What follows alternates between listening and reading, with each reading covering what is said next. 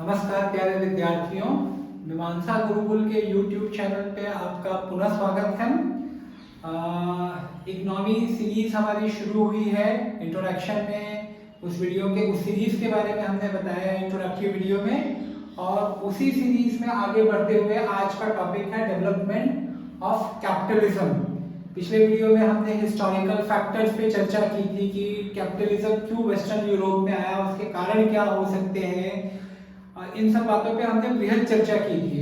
और देखिए, मैं पुनः दोहराना चाहूँगा, वीडियो के शुरुआत में मैं यह बात दोहराना चाहूँगा कि इस चैनल का उद्देश्य यही है कि आपकी सोच को विकसित किया जाए, एक सारगर्भित सोच जो होनी चाहिए एक नौकरशाह के अंदर, ब्यूरोक्रेट के अंदर, क्योंकि उसे बहुत अलग प्रकार के निर्णय लेने पड़ते हैं और निर्णयों के दूरगामी परिणाम हो सकते हैं। तो उसे यह बात पता होनी चाहिए कि किसी भी घटना के पीछे, किसी भी इवेंट के पीछे क्या क्या कारण हो सकते हैं, इंटरलिंकेज क्या हो सकता है, उसके दूरगामी परिणाम क्या हो सकते हैं।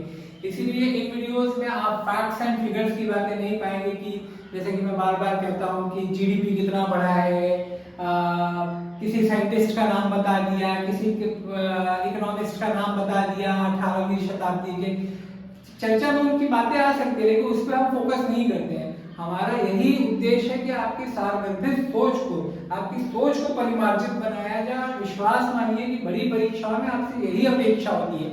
आपसे ये बिल्कुल अपेक्षा नहीं होती है कि आपको छोटे छोटे फिगर्स पता हो। तो पिछले वीडियो में हमने चर्चा की थी कि भाई कैपिटलिज्म के उद्भव के कुछ कारणों पे हमने दृष्टिपात किया था, और आज उसी कड़ी में आगे बढ़ते हुए हम इस टॉपिक को कवर करेंगे, डेवलपमेंट ऑफ कैपिटलिज्म, जिसे रीकैप कहते हैं। मैंने पहले हमने जो पढ़ा था तो उसको थोड़ा एक शॉर्ट में इसलिए बताना आवश्यक होता है कि आपकी समझ जो है, देखिए कई बार क्या होता है जब बातें आप बार बार एक ही क्यों कहा जाता है कि दोहराना बहुत इंपॉर्टेंट है, repetition is very important. Why? Because it is considered that whatever you have studied, it gets nailed to your head. आपके मस्तिष्क में, आपकी बुद्धि में जाता है। तो हम फिर से थोड़ी सी छोटी सी चर्चा कर लेते हैं कि उस समय क्या हुआ था। जैसे कि मैंने यहाँ पे सब टॉपिक लिख के रखा है कि उस दौरान में मैंने, आप कह सकते हैं 17वीं शताब्दी, 1700 से 1800 की शताब्दी के बीच में साइंस टेक्नोलॉजी में वृद्धि हुई। फिलोसॉफिकल जो हम लोगों ने चर्चा की थी कि जो आइडिया ऑफ प्रोग्रेस होता है, उसके कारण लोगों में यह विश्वास हुआ कि कल का जो दिन होगा, कल का जो समय होगा वो अच्छा होगा, और हम अपनी तार्किक बुद्धि से यह इन चीजों का पता लगा सकते हैं कि किसी भी घटना के पीछे, चाहे वह हमारे सामाजिक जीवन की घटना हो, हमारे आर्थिक जीवन की घटना हो, राजनीतिक जीवन की घटना हो, या कोई वैज्ञानिक घटना हो, उसके पीछे क्या कारण हो सकते हैं। तो ये तमाम बातें थी जिसके कारण साइंस एंड टेक्नोलॉजी का डेवलपमेंट हुआ, नए इंस्टीट्यूशंस आए।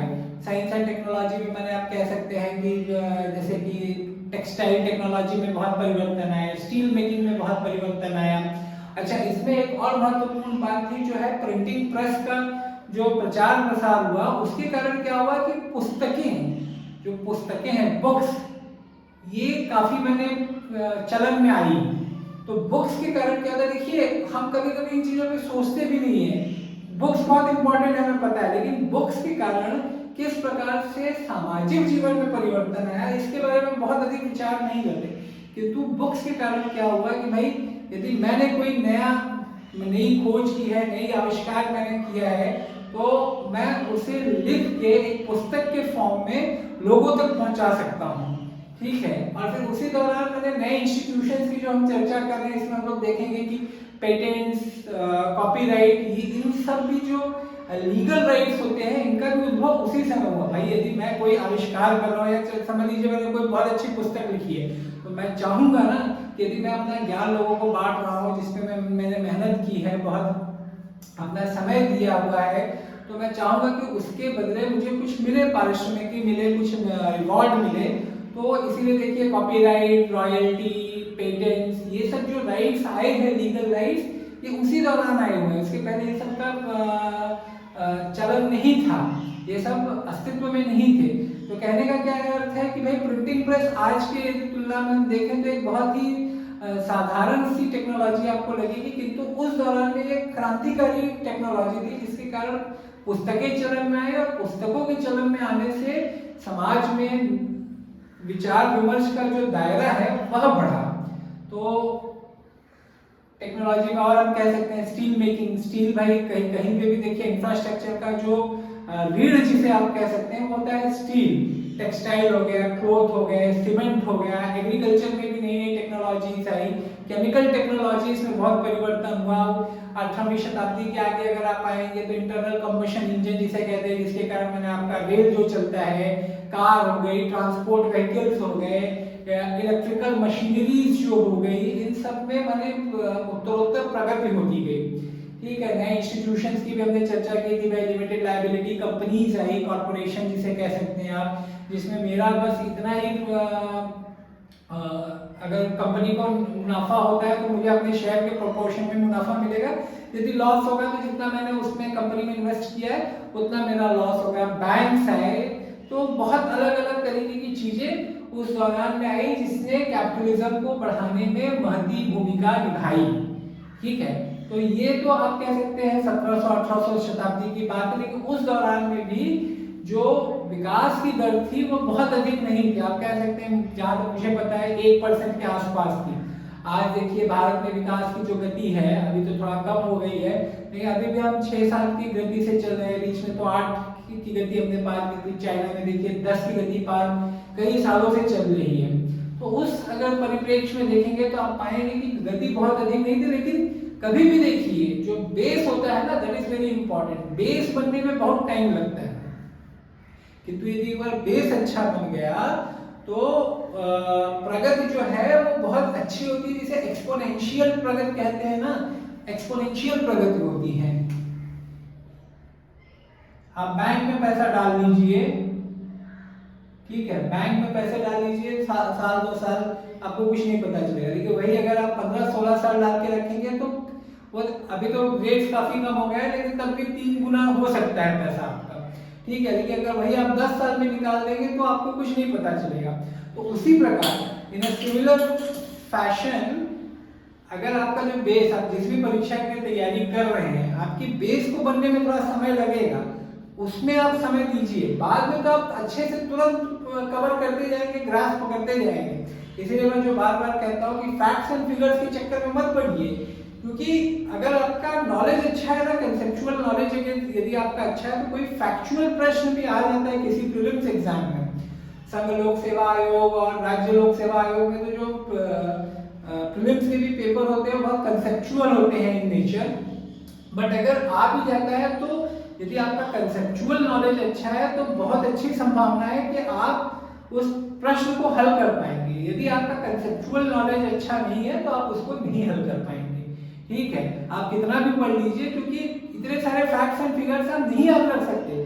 मुझे तो कभी कभी अचरज होता है कि बहुत सारे यूट्यूब वीडियोस में मैं देखता हूँ कि एक छोटा छोटा फिगर बताते रहते हैं, पिछले महीने क्या फिगर था, इस महीने कितनी वृद्धि हुई है, कितना फिगर हो गया है। भाई मीन्स आई गेट स्टम्प्ड, मुझे समझ में नहीं आता है कि वो जो टीचर्स हैं वो कैसे प्रिपेयर करते हैं। उन्होंने तो प्रिपेयर कर लिया, चलिए ठीक है, बच्चे कैसे उसको याद रख सकते हैं, मुझे तो नहीं समझ में आता है। तो ठीक है, तो एक्सपोनेंशियल ग्रोथ होती गई। जो अगर 18वीं शताब्दी के आगे यदि आप आएंगे तो आपको एक्सपोनेंशियल ग्रोथ दिखेगी किसी भी टेक्नोलॉजी में। देखिए टेक्नोलॉजी कोई आती है तो उसमें पहले आपको आप लोगों में से तो बहुत लोगों को शायद पता नहीं होगा, किंतु 20 साल पहले जो फोन आया करते थे वो एकदम नॉर्मल हुआ करते थे। ठीक है, सिर्फ कॉलिंग कर सकते हैं, गेम्स नहीं होता था, कैमरा ये सब तो छोड़ दीजिए आप। और अब देखिए कितने उन्नत मोबाइल फोन्स आते हैं, टेक्नोलॉजी देखिए कितनी उन्नत होती जा रही है, और ये सब 20 साल के अंदर हुआ है। यदि आज से 50 साल पहले के व्यक्ति को अचानक ला दिया जाए 2022 में, तो वह तो एकदम विस्मित हो जाएगा, उसे समझ में नहीं आएगा कि क्या हो रहा है, क्या क्या चीजें आ गई हैं करके। तो कहने का वही अर्थ है कि भाई टेक्नोलॉजी में एक्सपोनेंशियल ग्रोथ हुआ। ये तो आपका हो गया technological factors, institutional factors, but इसके पीछे पॉलिटिकल फैक्टर्स भी थे। और जो सबसे बड़ा पॉलिटिकल फैक्टर था वह था कोलोनियलिज्म। जैसे कि आपको पहले ही बताया गया है कि जो कैपिटलिज्म है, इसका जो सबसे मूल मोटिव जिसे आप कह सकते हो वो क्या होता है, प्रॉफिट मेकिंग होती है। ठीक है, तो प्रॉफिट मेकिंग के लिए आप क्या करेंगे, आप भाई रिसोर्सेस आप सस्ते में लीजिए, जो कच्चा माल होता है उसको, कच्चे माल को आप सस्ते में लीजिए, उसमें प्रोसेसिंग कीजिए, मैन्युफैक्चरिंग कीजिए और उसे महंगे में बेचिए, यही तभी आपको प्रॉफिट होगा ना। तो उस दौरान मैन्युफैक्चरिंग कैपेबिलिटी किसके कारण बढ़ रही थी, साइंस एंड टेक्नोलॉजी के कारण। लेकिन इन देशों में रॉ मटेरियल इतना अवेलेबल नहीं था, छोटे छोटे देश थे, ब्रिटेन कितना सा देश है, ब्रिटेन कितना सा देश है, आज भी मैंने आई थिंक वहां की जो जनसंख्या है 5-6 करोड़ से अधिक नहीं है, 7 अरब में 5-6 करोड़ की जनसंख्या है आज, 7 अरब इस समय, 7 अरब से अधिक इस समय विश्व जनसंख्या है, तो उसी से आप अंदाजा लगा सकते हैं ब्रिटेन कितना सा छोटा सा देश है। लेकिन साइंस एंड टेक्नोलॉजी में जो ग्रोथ हो रहा था उसने मैन्युफैक्चरिंग कैपेबिलिटी को बढ़ाया। हमने पहले की वीडियो में चर्चा की थी एडम स्मिथ के बारे में, तो उन्होंने क्या किया था, डिवीजन ऑफ लेबर पे एक मैंने बहुत महान ग्रंथ लिखा था, डिवीजन ऑफ लेबर पे, इकोनॉमिक्स पे, वेल्थ ऑफ नेशंस। ठीक है, तो डिवीजन ऑफ लेबर के बारे में जब लोगों की सोच जो है विकसित हुई, परिमार्जित हुई, जैसे कि मैंने कहा आपको कि एक नौकरशाह जो है या एक जो भी मैंने at the position of power, at the position of authority है, तो उसे समझ में आना चाहिए 360 डिग्री व्यू जिसे कहते हैं ना, जो एबी डिविलियर्स के शॉट होते हैं, सूर्य प्रकाश यादव के शॉट्स होते हैं, तो वैसे आपको सोचना पड़ेगा। तो जो ये महान ग्रंथ था डिवीजन ऑफ लेबर पे, जिन्होंने इन्होंने बताया कि डिवीजन ऑफ लेबर से किस प्रकार आर्थिक प्रगति हो सकती है, किस प्रकार से उत्पादन बढ़ सकता है। तो फिर science and technology, bureaucracy, politics, इन सब का एक समन्वय हुआ, एक कॉम्बिनेशन हुआ, फिर नई चीजें आई जैसे कि असेंबली लाइन, असेंबली लाइन आई। असेंबली लाइन में क्या होता है भाई, कन्वेयर बेल्ट हो गए, इन सब से क्या होता है कि भाई आपने देखा ही होगा, टीवी पे देखा ही होगा कि प्रिंटिंग प्रेस में आप देख लीजिए, पेपर सब फटाफट छपते जा रहे हैं, पुरानी पिक्चर यदि आप देखेंगे तो उसमें आपको दिखेगा। फोन ही आप देख लीजिए, कन्वेयर बेल्ट लगा रहेगा, वो एक फोन आएगा, उस पर काम होगा, कुछ प्रोसेसिंग होगी, फिर दूसरे कन्वेयर बेल्ट पे जाएगा, बेल्ट से ही जाएगा, ठीक है, फिर उस पर कोई दूसरा प्रोसेसिंग होगा। तो इस प्रकार से मैंने उत्पादन बहुत तेजी से आगे बढ़ा। पहले जो एक व्यक्ति काम करता था वो बहुत कम काम कर पाता था, किंतु कन्वेयर बेल्ट आने से, असेंबली लाइन आने से बहुत तेजी से उत्पादकता बढ़ी, प्रोडक्टिविटी बढ़ी। तो भाई यदि उत्पादन हो रहा है तो मुझे उसे बेचना भी पड़ेगा, किंतु बेचना तो बात की बात है, पहले उत्पादन के लिए मुझे क्या चाहिए, रॉ मटेरियल्स चाहिए। तो रॉ मटेरियल्स के लिए इसने एक महत्वपूर्ण भूमिका निभाई, किसने, कोलोनियलिज्म ने, उपनिवेशवाद ने।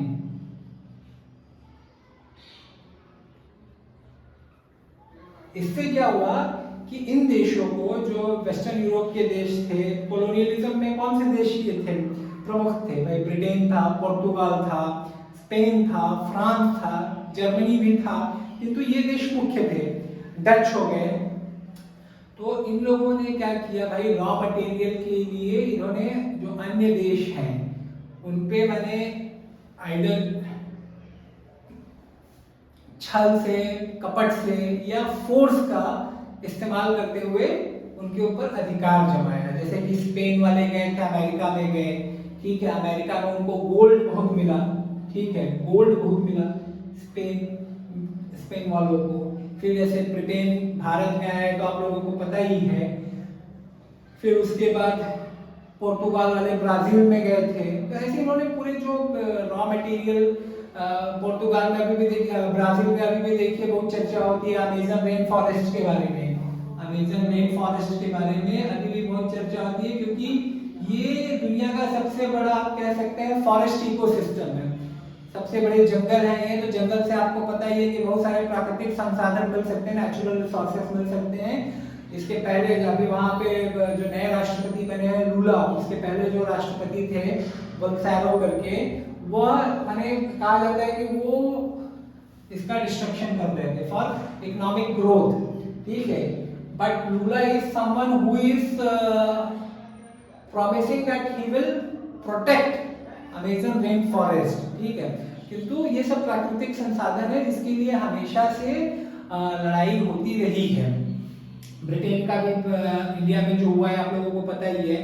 इन लोगों ने क्या किया भाई, यहाँ से रॉ मटेरियल लेते थे, फिर यहाँ पे तो बहुत उन्नत उस टाइम की टेक्नोलॉजी थी, जैसे कि हस्तशिल्प हमारा जो था, लघु उद्योग थे, बहुत अच्छे कपड़े बनते थे, चिकन के जो कपड़े हुआ करते थे बहुत अच्छे बनते थे, सुंदर बनते थे, टिकाऊ होते थे, दिखने में बहुत आकर्षक होते थे, किंतु उसको बनने में समय लगता था। ठीक है, मशीन मेड तो होता नहीं था, तो इसकी मांग लेकिन बहुत अधिक थी। बाहर के देशों में इसकी मांग बहुत अधिक थी, क्योंकि कस्टमाइजेशन हो सकता था। कस्टमाइजेशन माने जैसे मुझे चाहिए, जैसे हम यदि देखिए, अगर मुझे ऑप्शन दिया जाए, यदि आपको ऑप्शन दिया जाए कि भाई आपके पास 1 करोड़ रुपए हैं, आप जाइए घर लीजिए, एक बना बनाया घर है और आपके पास ऑप्शन है कि आप अपना घर बना सकते हैं। ठीक है, सेम लोकेलिटी, सब कुछ सेम है, तो आप क्या प्रेफर करेंगे? आप कहेंगे भाई ठीक है, मैं अपना घर बनाऊंगा। क्यों? क्योंकि आप अपने हिसाब से बनवाना चाहेंगे। तो वैसे ही जो भारत से कपड़े जाते थे तो उसमें कस्टमाइजेशन हो सकता था, सुंदर हुआ करते थे। अभी भी यदि आप चले जाइए कारपेट इंडस्ट्री में चले जाइए, तो भदोही के जो कारपेट होते हैं उस पर जो अगर आप काम देखेंगे, बहुत अच्छा काम होता है। ठीक है, बहुत महीन काम होता है। तो कैलिल इसे जो कॉटन वर्क हुआ करता था, कपड़े का जो काम हुआ करता था, इसे ब्रिटेन में ये कहा जाता था कैलिकोस। इस पे बैन लगा दिया गया, बैन लगा दिया गया, या बहुत ज्यादा इस पे टैरिफ बढ़ा दिया गया, माने इंपोर्ट यदि होगा तो उसका बहुत अधिक चार्ज लिया जाएगा। ठीक है, तो इसके कारण ये बाजार ही खत्म हो गया। लेकिन अपना जो मैंने क्या कहा कि आप मैन्युफैक्चरिंग जब करेंगे तो उसको आप बेचेंगे भी। ठीक है, आपका प्रोडक्शन बहुत बढ़ गया है because of science and technology, division of labour, assembly line. But if production is increase then you need to sell it. आपको ये बेचना पड़ेगा, आपको मार्केट्स भी ढूंढने पड़ेंगे। तो भाई भारत से बड़ा मार्केट क्या हो सकता है? भारत, चीन। आज भी जो मैंने भारत चीन की जो बहुत चर्चाएं होती हैं, इसका कारण यही है ना कि हम भाई 2.5 अरब से अधिक लोग हम ही लोग हैं, भारत और चाइना। तो इनके पास क्या था? मशीन्स थी, इनके पास मशीन्स थी। तो मशीन में जो गुड्स थे बहुत ज्यादा मात्रा में बन रहे थे, तो उसको बेचना भी पड़ेगा। तो कहाँ बेचते थे? इंडिया में, या जैसे ये जो नए कंट्रीज इनको मिले थे, ब्राजील भी एक बड़ा देश था। ऐसे बहुत सारे देश थे जहाँ पे इन्होंने अपने उपनिवेश स्थापित किए थे। अफ्रीका आपको पता ही है, स्क्रैम्बल फॉर अफ्रीका, इस सब के बारे में आपने सुना ही होगा। तो इन सब जो ये प्रोडक्ट्स भारत में आते थे, इसके ऊपर कोई टैरिफ नहीं लगता था, कोई इंपोर्ट ड्यूटी बहुत कम होती थी, ना के बराबर होती थी। क्यों? इंपोर्ट ड्यूटी लगा देते, सामान महंगा हो जाता था, तो इंडिया में भी कौन खरीदता था। और होता क्या है भाई, हम जैसे कि हमने मैंने पहले वीडियो में हम लोगों ने चर्चा की थी कि वी आर सेल्फिश बीइंग्स। ठीक है, वी आर सेल्फिश बीइंग्स, माने यदि कपड़ा मुझे सस्ता मिलेगा तो बहुत कम लोग ऐसा सोचते हैं कि नहीं, ये विदेशी माल है, इसको हम नहीं लेंगे, ये हमारे राष्ट्रीय हितों के विरुद्ध है। यदि मुझे सस्ता मिल रहा है तो मैं सस्ते की ओर जाऊंगा। ये मैंने मानवीय टेंडेंसी है, मानवीय प्रवृत्ति है। इसीलिए जो कहा जाता है ना, फ्रीडम स्ट्रगल करना, राजनीतिक एक्शन करना, वो सब इतना आसान कार्य नहीं है जितना हमको इतिहास की पुस्तकों में लगता है। या जैसे कि कभी कभी नेता बात करेंगे, कोई बात करेगा तो लगता है बड़ा आसान है, किंतु ये इतना आसान नहीं है। It's very cumbersome job, it's very difficult job, because at the end of the day most of us, मैं ये नहीं कहूँगा कि सभी लोग सेल्फिश हैं, but most of us are selfish and driven by short term goals. ठीक है, आज मेरा कहाँ लाभ हो रहा है मैं वो देखूंगा। ज्यादातर लोग हैं भाई, अच्छे लोग भी, अच्छे नहीं, मैं ये नहीं कहूँगा कि जो सेल्फिश हैं वो अच्छे नहीं है, किंतु मेरा ये कहने का आशय है कि कुछ ऐसा लोग हैं जो दूरगामी परिणाम तक सोच पाते हैं, किंतु अधिकतर लोग जो रहते हैं वो अल्पकालिक परिणामों पे, अल्पकालिक लाभों पे ध्यान देते हैं। तो ये हो गया। फिर उसके बाद प्लांटेशन जो डेवलप हुआ था,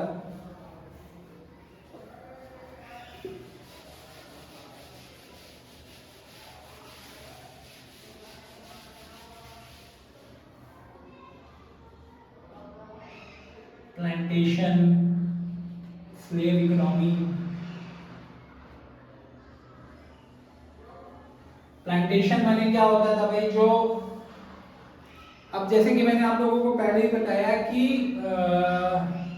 ट्रेड, पहले के वीडियोस यदि आप देखेंगे तो जो ट्रेड होता है, ऐसा माना जाता है, इकोनॉमिक्स का एक बेसिक प्रिंसिपल है कि trade is beneficial for everyone. ठीक है, तो यदि समझ लीजिए कि मेरी मैन्युफैक्चरिंग कैपेबिलिटी बहुत अच्छी है, तो मुझे क्या करना चाहिए? मैं मैन्युफैक्चरिंग पे ध्यान दूं, और जो मेरी खाद्य आवश्यकताएं हैं, फूड की जो मेरी नीड्स है वो मैं कहीं और से लूँ। ठीक है, तो ब्रिटेन मैन्युफैक्चरिंग में आगे जा रहा था, उसमें लोगों को बहुत फायदा हो रहा था, तो लेकिन उनकी फूड नीड्स भी थी, तो उसके लिए उन्होंने क्या किया, प्लांटेशन इकोनॉमी जिसे आप कह सकते हैं। अमेरिका में यदि आप देखेंगे, ब्राजील में यदि आप देखेंगे, ब्राजील, यूएसए, यहाँ पे प्लांटेशन इकोनॉमी विकसित हुई। प्लांटेशन इकोनॉमी माने क्या हो गया भाई कि जो फूड क्रॉप्स की आवश्यकता है, जैसे कि शुगर हो गया या कुछ जो इंडस्ट्रियल क्रॉप्स हो सकती है, जैसे रबर हो गया, इन सब का जो प्रोडक्शन होने लगा इन सब जगहों पे होने लगा, ब्राजील, यूएसए में। और यहीं के लोग जाते थे, यूरोपियन लोग ही जाते थे। भाई अमेरिका क्या है, अमेरिका तो ब्रिटिश एम्पायर का ही, मैंने ब्रिटेन के ही लोग वहां पे पहले गए थे, उसी का एक उपनिवेश आप कह सकते हैं। अमेरिका तो यही था ना, तो यूरोपियन लोग ही जाके वहां पे प्लांटेशन में काम करते थे मैंने उसको सुपरवाइज करते थे, मालिक हुआ करते थे। नौकर कौन हुआ करता था, नौकर हुआ करते थे ये बेचारे स्लेव्स, गुलाम, दास। और इनको लाया कहाँ से जाता था, अफ्रीका से, बहुत ही बुरी कंडीशंस में, कई बार तो पिंजरों में बंद करके इनको लाया जाता था शिप्स में। कई बार तो वॉयाज के दौरान ही, जो यात्रा होती है, समुद्री यात्रा होती थी, उसी में बहुत सारे लोग मर जाते थे। और जो कहा जाता है ना कि भाई बहुत बार ये चर्चा होती है कि गवर्नमेंट का रिस्ट्रिक्शन नहीं होना चाहिए इकोनॉमी पे, बिजनेस पे, फ्री हैंड देना चाहिए तभी सबका लाभ होगा, किंतु ऐसा नहीं है। हमें यह समझने की आवश्यकता है, as a bureaucrat you should know कि भाई कोई चीज अगर कही जा रही है तो उसके पीछे उस क्लास का वेस्टेड इंटरेस्ट क्या हो सकता है। जैसे मैंने कहा कि ज्यादातर, हम में से ज्यादातर लोग सेल्फिश होते हैं, ड्रिवन बाय सेल्फ इंटरेस्ट होते हैं। तो यदि मैं बिजनेसमैन हूं तो मैं तो चाहूंगा ही कि भाई गवर्नमेंट का रिस्ट्रिक्शन कम से कम हो, मेरे ऊपर टैक्स ना लगे, कम से कम टैक्स लगे, मैं अपने जो एम्प्लॉइज हैं उनके साथ जैसा चाहूँ वैसा व्यवहार कर सकूं। किंतु as a part of government, ठीक है, you need to understand this thing that you are responsible for welfare of all. ठीक है, समानता का सिद्धांत है ना भाई, भारत में कह लीजिए, डेमोक्रेटिक वर्ल्ड में कह लीजिए, इक्वालिटी, प्रिंसिपल ऑफ इक्वालिटी है। तो as a leader, political leader और as a bureaucrat, it is your responsibility to understand this thing that you are responsible for welfare of all. सिर्फ इंडस्ट्रियलिस्ट के लिए, सिर्फ बिजनेस क्लास के लिए आप नहीं हैं, आप सभी के लिए हैं। तो इसीलिए ये लोग कहा करते थे भाई फ्री ट्रेड करो, लेकिन फ्री ट्रेड में क्या हुआ, स्लेव्स के साथ कितना बुरा व्यवहार हुआ है।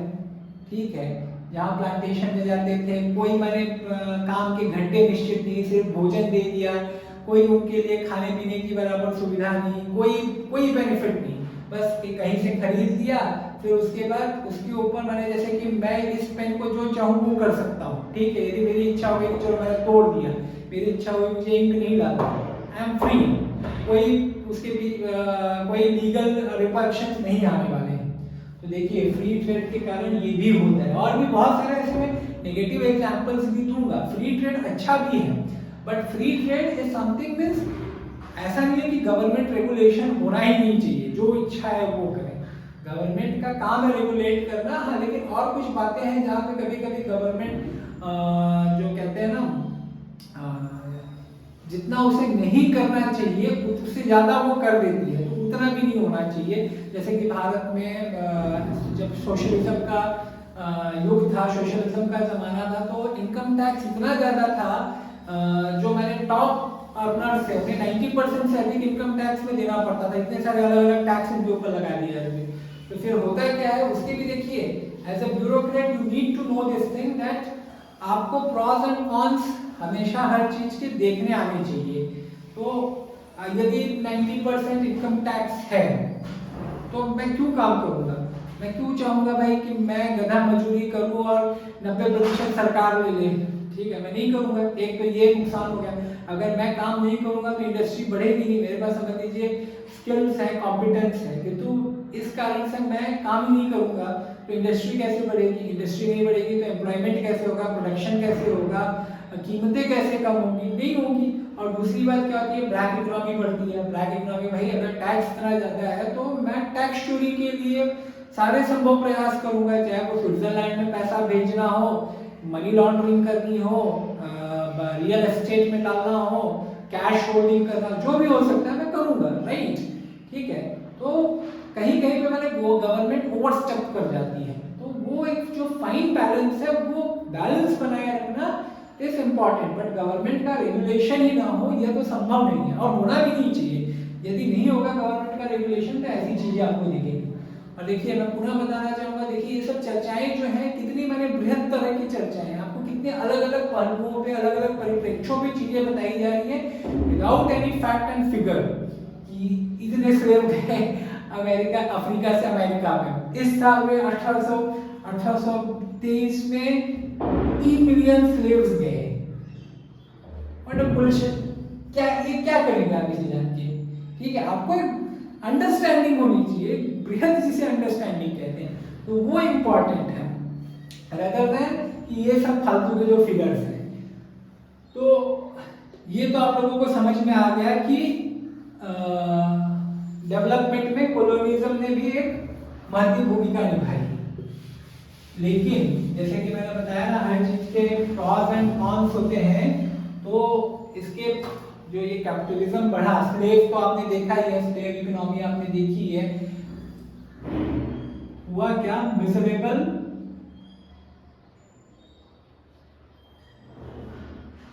Working conditions.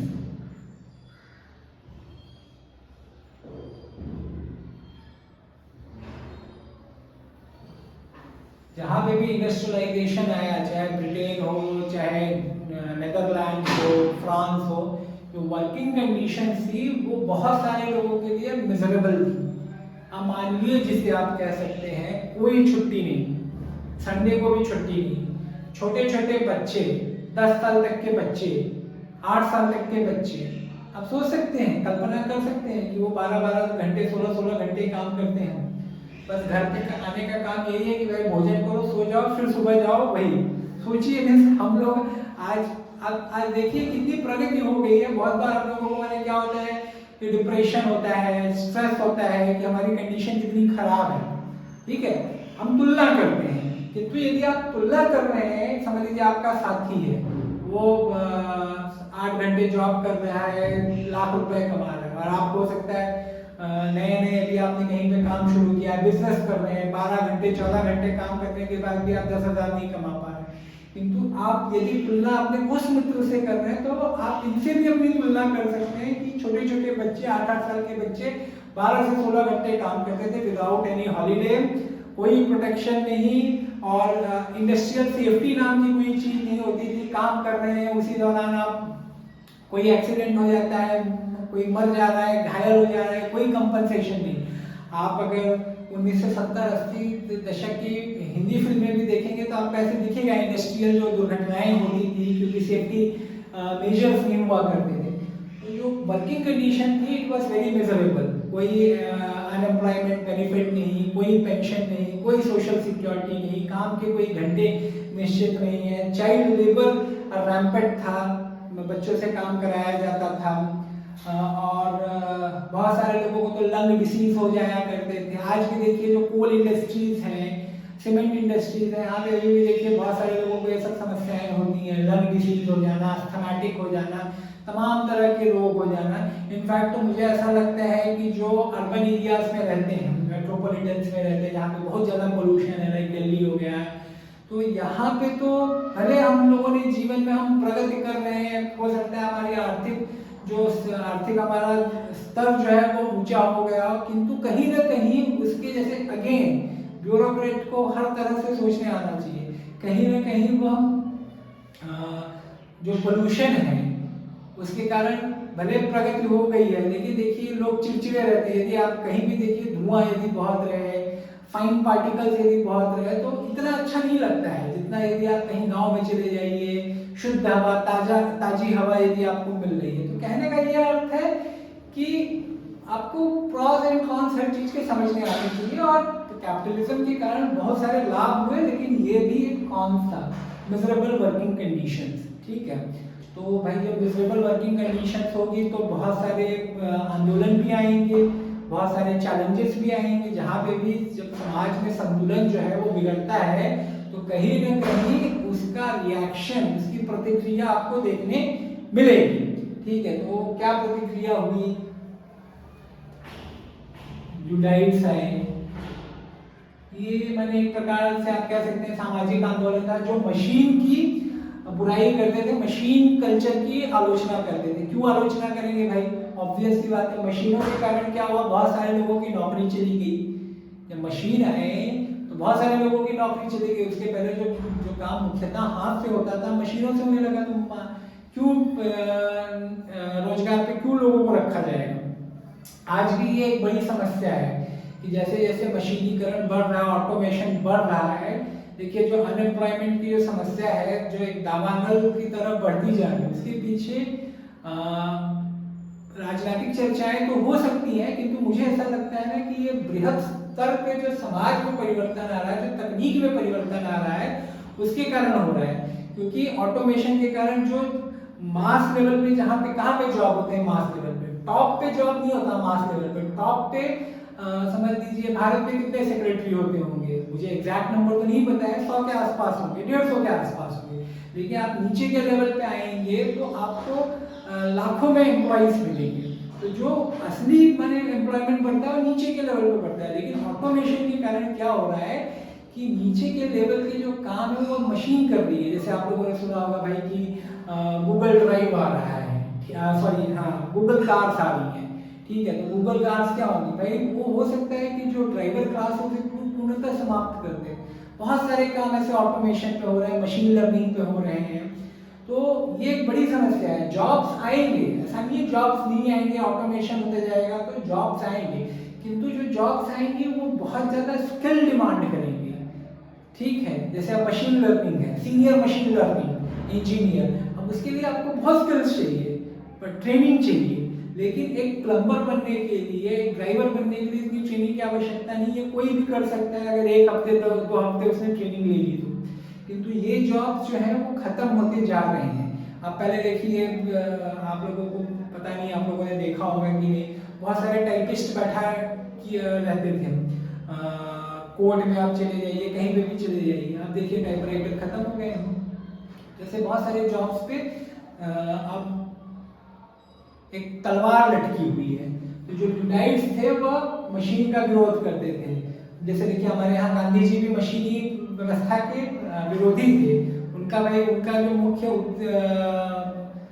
लक्ष्य था, उनकी जो सोच थी वो यह थी कि हस्तशिल्प उद्योग जो हो, लघु उद्योग हो, कृषि कार्य जो हो, उसको बढ़ावा दिया जाना चाहिए, क्योंकि उसके कारण लोगों को रोजगार मिलता है। जो मशीनों तो रोजगार समाप्त कर रही है। फिर आपने मार्क्स के बारे में सुना होगा। मार्क्स एक बहुत बड़े वाले फिगर है, इनके ऊपर हम डिटेल में चर्चा करेंगे, विस्तृत चर्चा करेंगे, अभी नहीं। लेकिन मार्क्स जो थे कैपिटलिज्म के धुर विरोधी थे, और जो कैपिटलिस्ट क्लास है इनके विचारों से बहुत डरा रहता था।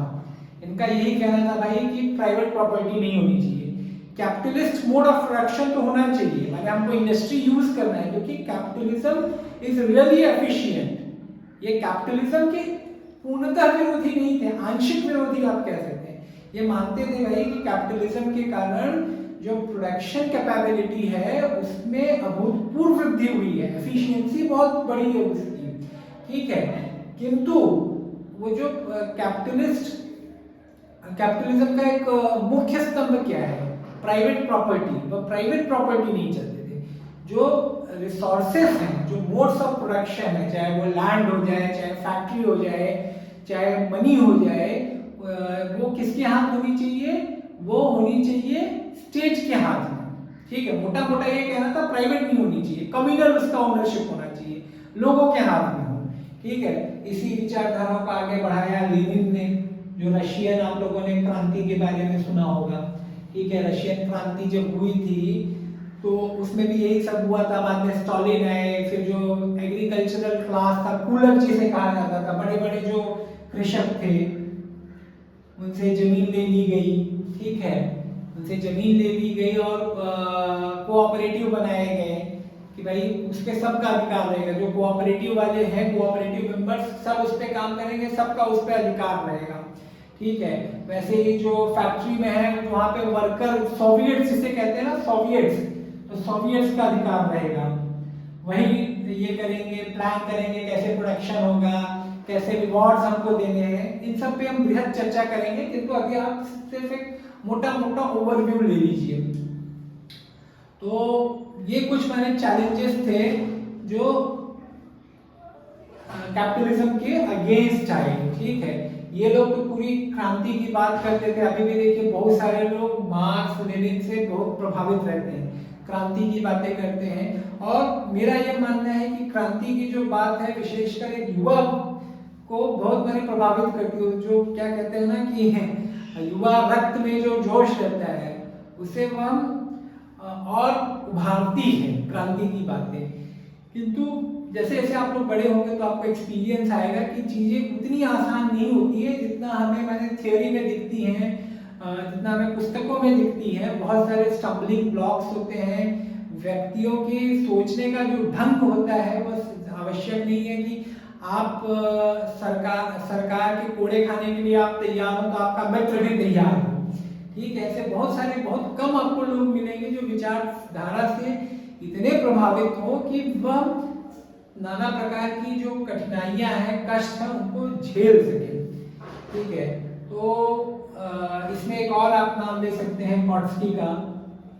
ट्रॉट्स्की का मैं नाम इसलिए लेना चाहूंगा क्योंकि आज के परिप्रेक्ष्य में यदि आप देखेंगे तो जो जिसे कहा जाता है ना कि जीवन स्तर जो सबसे ऊंचा है विश्व में कहीं, तो वो है नॉर्डिक कंट्रीज में। नॉर्डिक कंट्रीज, यूएस नहीं है, नॉर्डिक कंट्रीज हो गया, यूरोप हो गया।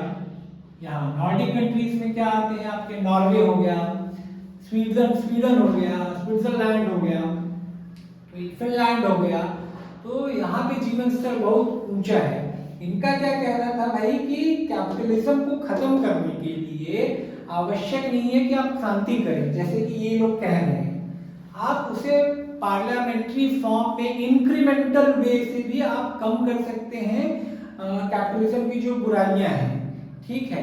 आपका यह आवश्यक नहीं है कि आप क्रांति ही लेके आए, धीरे धीरे आप देखिए कि क्या समस्याएं आ रही है, कैसे उसका निराकरण कैसे किया जा सकता है, आप वैसे काम कीजिए।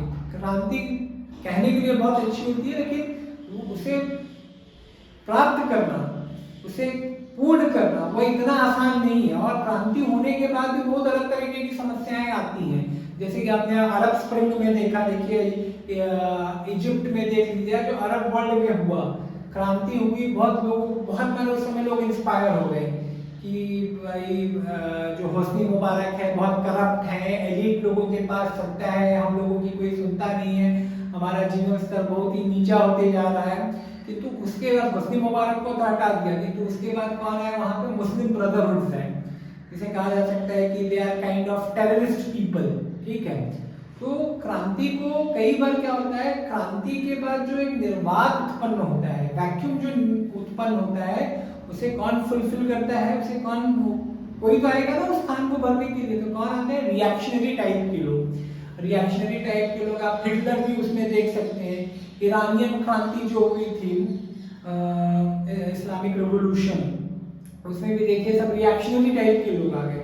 तो ट्रॉट्स्की का ये कहना था भाई कि कैपिटलिज्म में बुराइयां हैं, किंतु उसे हम इंक्रीमेंटल माने धीरे धीरे, एकदम आमूलचूल परिवर्तन नहीं करेंगे, उत्तरोत्तर परिवर्तन करेंगे, वो कर सकते हैं पार्लियामेंट्री फॉर्म में। अब देखिए ये सब देशों में यदि आप देखेंगे ना, नॉर्डिक देशों में, तो यही आपको देखने को मिलेगा कि वहां पे टैक्स रेट तो बहुत ज्यादा है, ठीक है, लोगों से बहुत अच्छा टैक्स लिया जाता है, चाहे डायरेक्ट या इनडायरेक्ट टैक्स बहुत अच्छा लिया जाता है, किंतु गवर्नमेंट उसके बदले में सर्विसेज भी बहुत देती है, बहुत अच्छा हेल्थ केयर होगा, बहुत अच्छा public education free of cost, ठीक है, आपको यूनिवर्सिटी लेवल तक आपको एजुकेशन फ्री मिलेगा, बहुत अच्छी क्वालिटी वाला एजुकेशन, प्लस आपको स्टाइपेंड भी मिलेगा। ये नहीं कि हम आपको फ्री में पढ़ा रहे हैं, ऊपर से पैसा भी दें, स्टाइपेंड मिलेगा आपको, बहुत अच्छी हेल्थ फैसिलिटीज मिलेगी, सोशल बेनिफिट्स मिलते हैं, सोशल सिक्योरिटी जो मेजर्स होते हैं काफ़ी अच्छे हैं, अनएम्प्लॉयमेंट बेनिफिट मिलेगा। आज आपकी नौकरी छूट गई तो 6 महीने तक आपको सरकार पैसा देगी, 6 महीने साल भर, अलग अलग देशों में अलग अलग प्रोविजंस हैं। किंतु इसके कारण क्या होता है, एक तो मेरे दिमाग में मानसिक तनाव नहीं होता है, जैसे प्राइवेट सेक्टर में देखें आप तो बहुत लोगों के दिमाग में चिंता होती है। अभी देखिए मेटा ने 11,000 लोगों को निकाल दिया, फिर अनअकैडमी ने आई थिंक 350 लोगों को निकाल दिया। तो आपने इतना EMI लेके रखा है, आपके इतने खर्च हैं और अचानक पता चलता है एक दिन कि आपके पास अब नौकरी नहीं है, कितना अधिक तनाव। तो यहाँ पे ये सब तनाव नहीं होता है, ठीक है। तो टैक्स तो बहुत देती है गवर्नमेंट, लेकिन उसके बदले में बेनिफिट्स भी बहुत देती है। और वहाँ पे आप देखेंगे मैंने जो सोशल उनका बॉन्डिंग है वो भी बहुत अच्छा है। तो हर मामले में they are doing really good, ठीक है। इसीलिए आप कोई भी जैसे हैप्पीनेस इंडेक्स देख लीजिए, पीस इंडेक्स देख लीजिए, जो अलग अलग टाइप के इंडेक्स आएंगे उसमें आप पाएंगे कि हमेशा ये नॉर्डिक रीजन की जो कंट्रीज हैं वो या तो टॉप पे रहेंगी, टॉप 5 में रहेंगी। अमेरिका में ऐसा नहीं है। अमेरिका में प्रगति तो बहुत हुई है, लेकिन वहाँ पे ना कैपिटलिज्म जो है अपने क्या कह सकते हैं रॉ फॉर्म में है। रॉ फॉर्म में वहाँ पे फ्रीडम पे बहुत चर्चा होती है। इंडिविजुअल फ्रीडम होना चाहिए, साथ ही में जो कॉर्पोरेट वर्ल्ड है उसे फ्रीडम मिलना चाहिए, बिजनेस को फ्रीडम मिलना चाहिए। जो अभी कोरोना वायरस आया था उसमें देखिए मास्क को लेके वहाँ पे बहुत विरोध हो रहा था।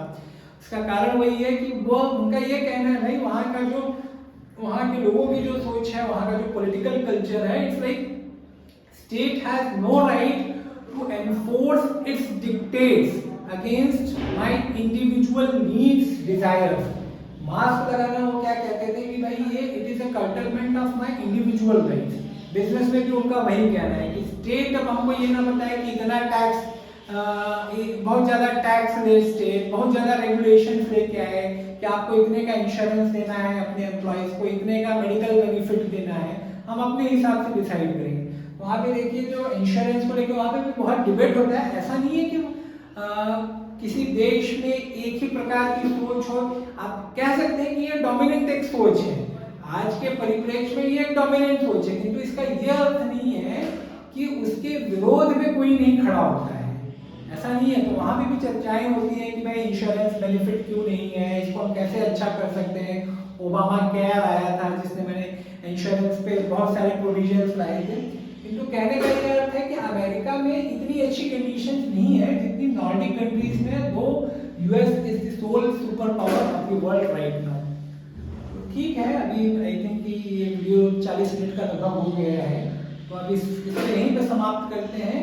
किंतु जाने से पहले मैं पुनः यही कहना चाहूँगा कि इन वीडियोस का उद्देश्य यही है कि आपकी सोच विकसित हो, परिमार्जित हो। आप इन वीडियोस को देखिए, यदि आपको अच्छा लगता है तो हमें कमेंट्स में बताइए। हो सकता है आपको अच्छा लगे उसके बाद भी कुछ कमियां आ गई, यदि आपको दिख रही है तो वह भी बताइए, हम उस पर अवश्य कार्य करेंगे। यदि आपका फीडबैक मिलेगा तो हो सकता है हम थोड़ा और मोटिवेटेड फील करें। और इन्हीं शब्दों के साथ मैं अपनी वाणी को विराम देता हूँ। धन्यवाद।